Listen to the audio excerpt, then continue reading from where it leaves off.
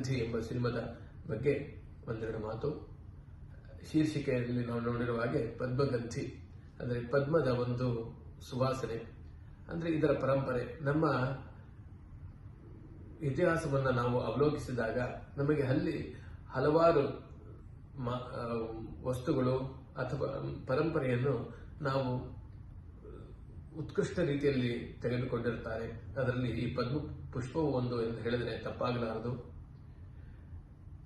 ಕಾಳಿದಾಸನು ಹೇಳಿರುವಂತೆ ಪುರಾಣ ಮಿತ್ಯೇವ ನ ಸಾಧು ಸರ್ವಂ ನ ಚಾಪಿ ಕಾವ್ಯಂ ನ ಚ ಮಿತ್ಯವದ್ಯಂ ಹೇಳಿರುವ ಹಾಗೆ, ಪುರಾಣ ಅಂತ ಹೇಳಿದಾಗ ಎಲ್ಲವೂ ಸಾಧುವಾಗಿರಲಿಲ್ಲ ಅಥವಾ ಹೊಸದು ಅಂತ ಹೇಳಿ ಎಲ್ಲವೂ ನಿಕೃಷ್ಟವಾಗಿರಲ್ಲ ಅಂತ ಹೇಳಿರುವ ಕಾರಣ ಇಲ್ಲಿ ಪದ್ಮಪತ್ರದ ಜಾಡನ್ನು ಹಿಡಿದು ಅವರು ಹೋಗಿರುತ್ತಾರೆ. ಸುಚೇಂದ್ರ ಪ್ರಸಾದ್ ಅವರು ಬಹಳ ತಮ್ಮ ವಾಗ್ಝರಿಯಿಂದ ಮತ್ತು ಡಾಕ್ಟರ್ S.R. ಲೀಲಾರ್ ಅವರು ಕೂಡ ಸಾರಸ್ವತ ಲೋಕಕ್ಕೆ ಅವರ ಕೊಡುಗೆ ಅಪಾರ. ಅವರ ಈ ಅನ್ವೇಷಣೆಯಲ್ಲಿ ಪದ್ಮಪತ್ರದ ಪದ್ಮ ಹೂವಿನ ಒಂದು ಇತಿಹಾಸವನ್ನು ನಾವು ಈ ಸಿನಿಮಾದಲ್ಲಿ ನೋಡಬಹುದು. ಆ ಕಾರಣ ನಾವೆಲ್ಲರೂ ಇದನ್ನ ಸಿನಿಮಾ ಮಂದಿರಕ್ಕೆ ಬಂದು ನೋಡಬೇಕು ಅಂತ ಕೇಳ್ಕೊತಾ ಇದ್ದೀನಿ. ಮತ್ತು ವಿಶೇಷವಾಗಿ ಏನಂದ್ರೆ ಇದು ಸಂಸ್ಕೃತ ಅವತರಣಿಕೆಗೂ ಕೂಡ ಬಿಡುಗಡೆ ಆಗುತ್ತೆ ಅಂತ ಹೇಳಿದ್ದಾರೆ. ಇದೆಲ್ಲವೂ ಬಹಳ ವಿಶೇಷ. ಆ ಕಾರಣ DVG ಅವರು ಹೇಳಿದಾಗೆ ರಾಮನುಟ್ಟಿದ ನೆಲ ಭೀಮನ್ನು ಸಿಡಿದ ಗಾಳಿ, ಹೀಗೆ ನಾವೆಂತೂ ಹೊಸಬರಲು ಮಂಕುತಿಮ್ಮ ಅಂತ ಹೇಳಿದಾಗೆ ನಾವು ಈ ಇತಿಹಾಸದ ಒಂದು ಪುಟದಲ್ಲಿ ಯಾವಾಗಲೂ ಇರ್ತೇವೆ. ಆ ಇತಿಹಾಸಕ್ಕೆ ನಮಗೆ ಸಂಬಂಧ ಸದಾ ಕಾಲದಲ್ಲೂ ಇರುತ್ತೆ.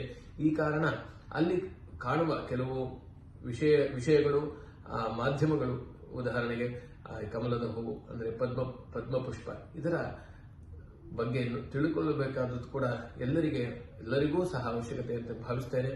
ಮತ್ತು ಪದ್ಮಗಂಧಿ ಅಂತ ಹೇಳಿದ್ದಾರೆ. ಗಂಧಿ ಅಂದರೆ ಪರಿಮಳ, ಇದು ಇತ್ಯಾದಿ.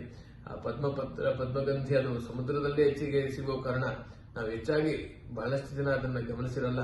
ಆದರೆ ಈ ಸಿನಿಮಾವನ್ನು ನೋಡುವ ಮೂಲಕ ಅದರ ಒಂದು ಇತಿಹಾಸವನ್ನು ತಿಳಿದುಕೊಂಡು ಅದರ ಬಗ್ಗೆ ನಮಗೆ ಎಷ್ಟು ಸಂಬಂಧ ಇದೆ, ನಮ್ಮ ಹಿಂದಿನವರು ಯಾವ ರೀತಿ ಒಂದು ನಡ್ಕೊಂಡಿದ್ರು, ಆ ಪರಂಪರೆ, ಇದನ್ನೆಲ್ಲ ಈ ಮೂಲಕ ತಿಳಿದುಕೊಳ್ಳಬಹುದು. ಕಾರಣ ಎಲ್ಲರೂ ದಯವಾಗಿ ಈ ಸಿನಿಮಾವನ್ನು ನೋಡಿ ಅಂತ ತಿಳ್ಕೊತಿದ್ದೀನಿ. ನಮಸ್ತೆ.